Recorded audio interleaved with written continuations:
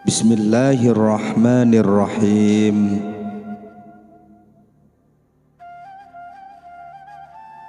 Bermacam-macam jenis amal yang nampak itu karena adanya bermacam-macam keadaan yang datangnya dari dalam hati seseorang. Bermacam-macam amal yang nampak itu merupakan kerangka yang tegak, sedang ruhnya atau nyawa adalah wujudnya rahasia ikhlas yang terdapat di dalamnya.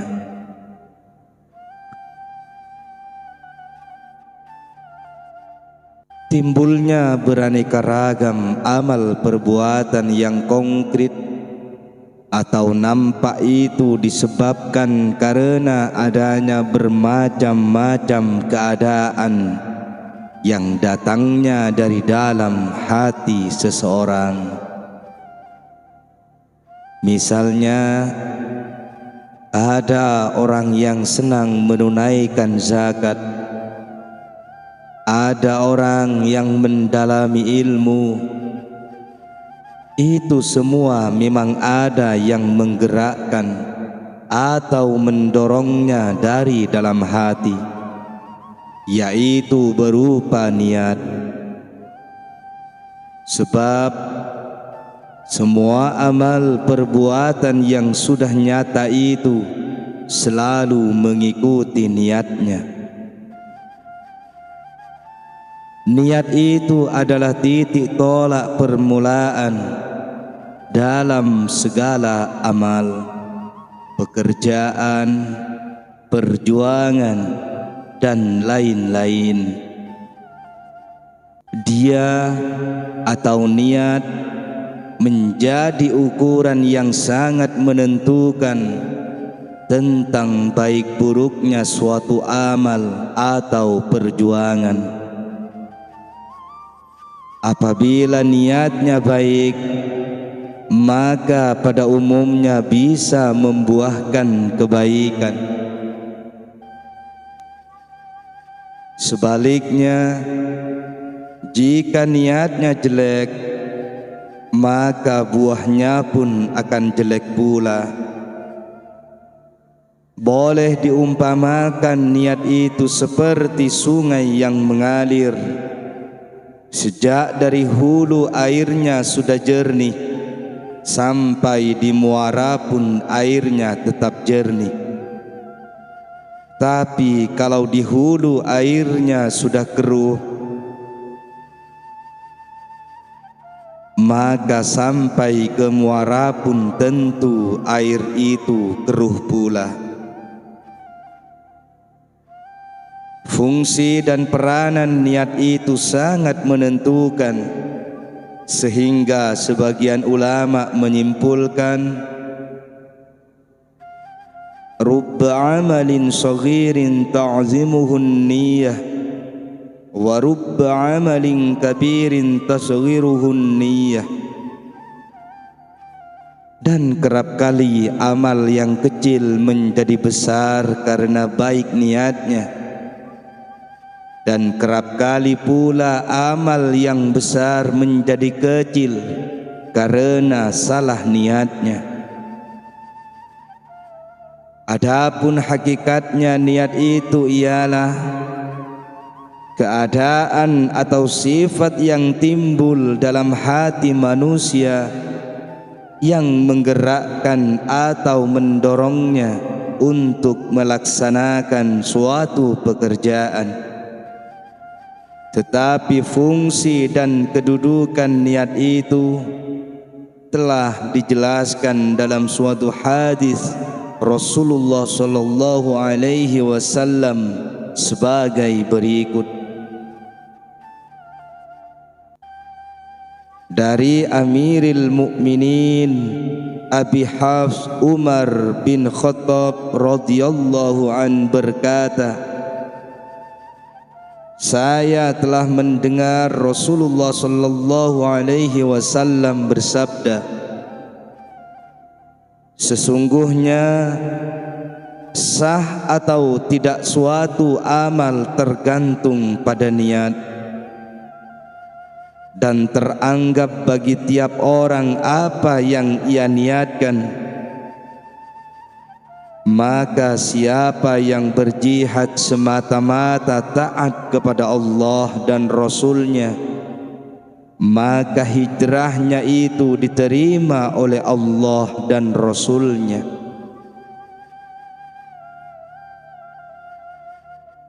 Dan siapa yang hijrah karena mencari keuntungan dunia yang dikejarnya, atau karena perempuan yang akan dikawin, maka hijrahnya terhenti pada apa yang ia niatkan kepadanya. Hadis riwayat Bukhari Muslim.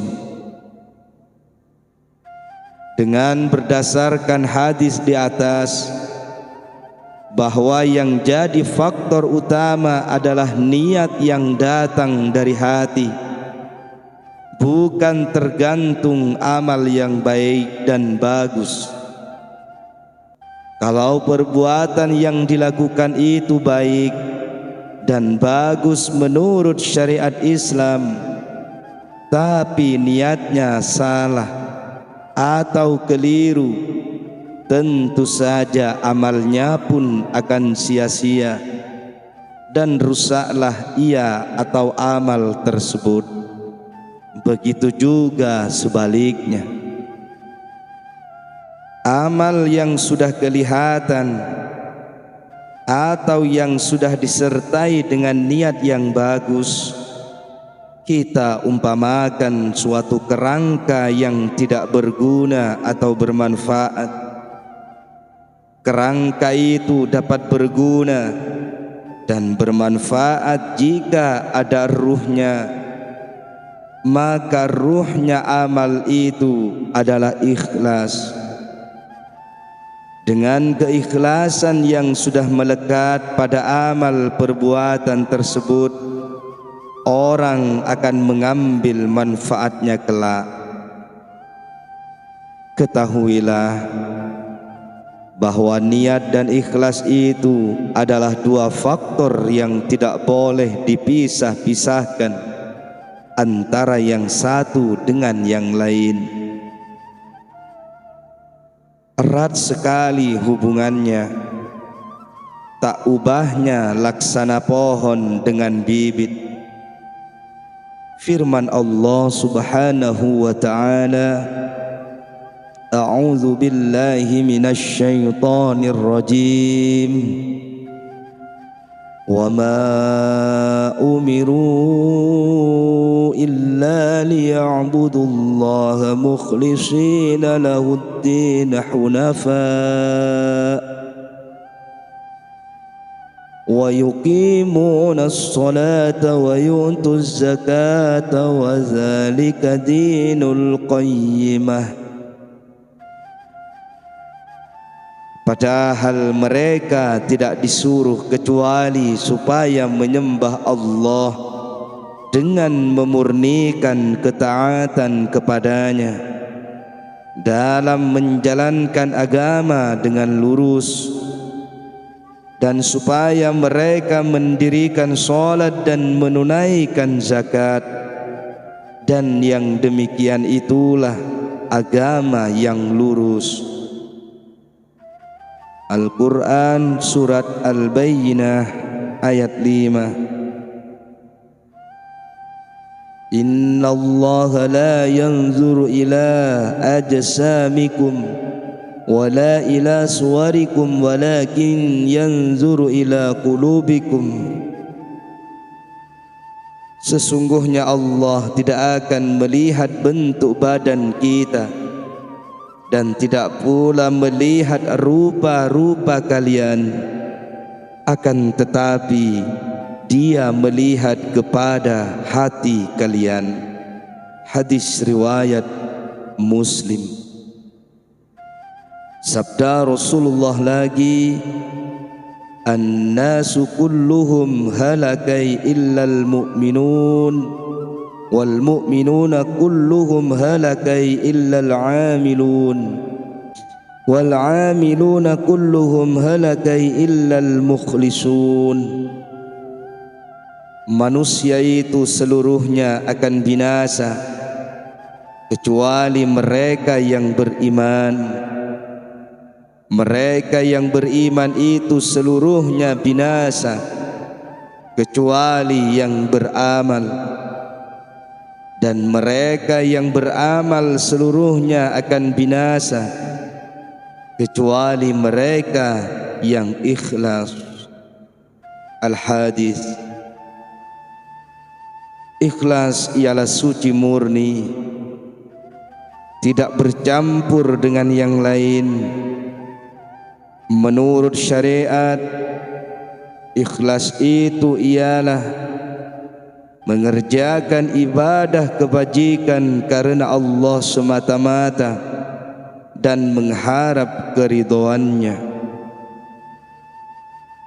Sayyid Sabiq merumuskan definisi ikhlas sebagai berikut. Ikhlas menyengaja manusia dengan perkataannya, amalnya, dan jihadnya karena Allah semata-mata dan karena mengharap keridhoannya, bukan karena mengharap harta, pujian, gelar, kemasyhuran, atau maju mundurnya. Amalnya terangkat dari kekurangan-kekurangan dan terangkat dari akhlak yang tercela, dan dengan demikian ia menemukan kesukaan Allah. Dan dalam Al-Quran, Tuhan mengibaratkan ikhlas itu laksana susu bersih murni yang enak rasanya bila diminum, bahkan dapat menyehatkan dan menyegarkan badan manusia.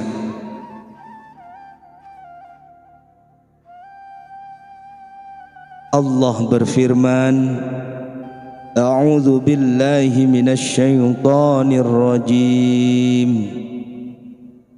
Wa inna lakum fil an'amil 'ibrah nusqikum mimma fi butunihi min baini farthin wa damin labanan khalisan sa'igan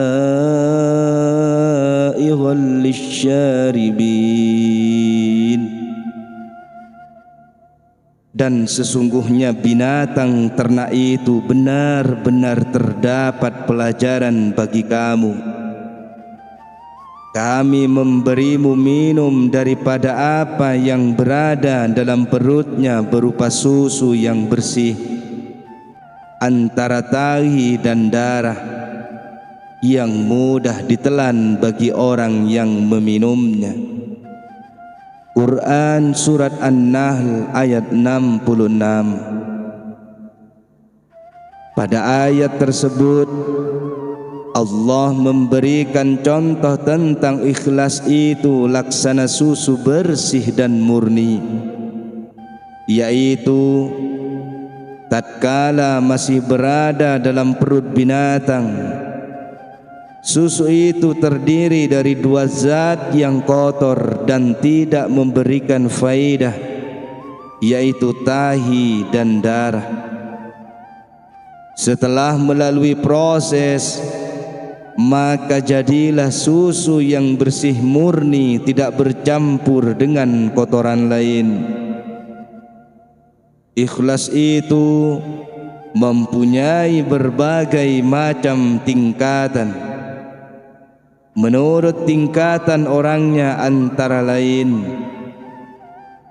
keikhlasan golongan ibadah, kemudian keikhlasan golongan muhibbin, yang ketiga keikhlasan golongan ma'rifat. Golongan ibadah yaitu semua amal ibadahnya hanya diperuntukkan untuk Allah yang tidak mempunyai sifat riya dan ujub mengagumi amal baiknya. Akan tetapi amal ibadahnya itu hanya dimaksudkan untuk memperoleh pahala demi untuk menghindari siksanya, sebagaimana yang telah dijanjikan Allah. Sebab dengan pahala yang diperolehnya itu, dia lalu mengharapkan surga dan mohon diselamatkan dari siksa neraka. Yang demikian ini telah dicerminkan oleh Allah dalam kitabnya. Iyyaka na'budu, hanya kepadamu-lah kami menyembah. Keikhlasan golongan muhibbin, yaitu orang yang mencintai Allah, di mana amal ibadahnya benar-benar karena Allah dan tidak mengharap pahala, serta tidak karena takut akan siksanya. Akan tetapi amal ibadahnya itu demi untuk mengagungkan Allah, sebagaimana yang pernah diucapkan oleh kekasih Allah Rabi'ul Adawiyah, aku menyembah Allah, menyembah kepadamu ya Allah, tidak karena takut nerakamu dan tidak pula mengharapkan surgamu. Akan tetapi saya menyembahmu itu semata-mata demi untuk mengagungkanmu. Ini tidak sama dengan keikhlasan orang ahli ibadah dan keikhlasan ahli muhibbin. Kalau keikhlasan orang ma'rifat, ia mengetahui bahwa segala gerak-geriknya adalah Allah yang menggerakkan atau mendorongnya. Jadi dirinya sama sekali tidak mempunyai daya kekuatan untuk menggerakkan dirinya tersebut untuk berbuat sesuatu. Orang yang demikian itu tidak akan mengandalkan amal perbuatannya, sebagaimana yang tersirat dalam Al-Quran. A'udzu billahi minasy syaithanir rajim.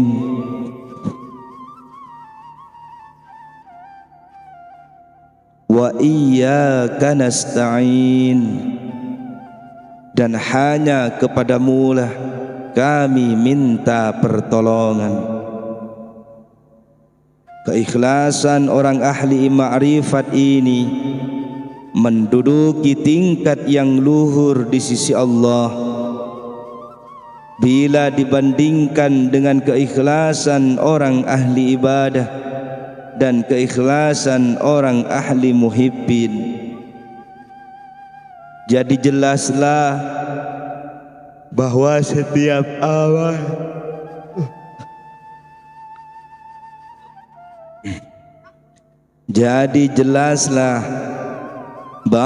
setiap amal itu haruslah disertai dengan keikhlasan, sebab amal tanpa ikhlas manusia tidak akan memetik buahnya pahala kelak.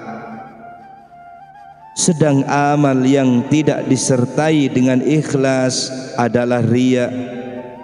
Sedang riya adalah hukumnya haram, dan haram tempatnya di neraka. Na'udzubillahi min dzalik. Oleh sebab itu, setiap beramal hendaklah mempunyai salah satu di antara kebaikan orang-orang tersebut di atas.